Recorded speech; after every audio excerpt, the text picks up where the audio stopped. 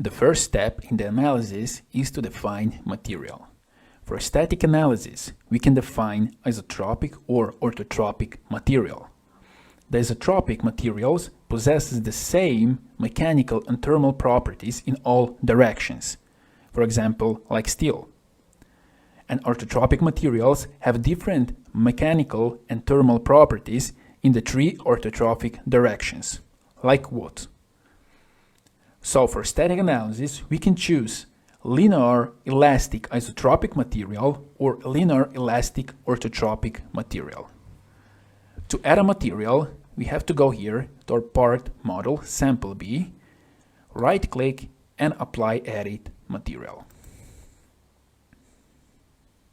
Here we have different materials that we can choose, from steel to iron, aluminum alloys, copper alloys, and so on.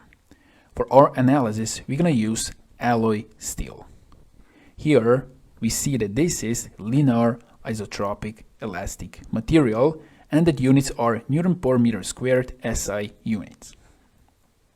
Down here we have material properties, and those one with red are mandatory. So this is elastic modulus.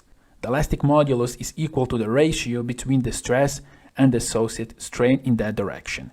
Then we have Poisson's ratio. This is the relation between the longitudinal and lateral strain.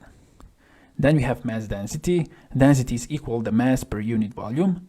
And here we have yield strength. Yield strength is used as a stress limit.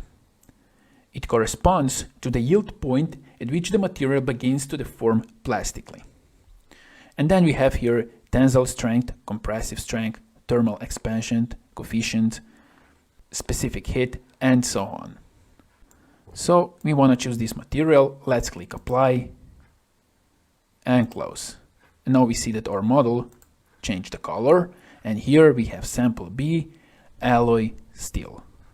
And this is how you apply material to your model.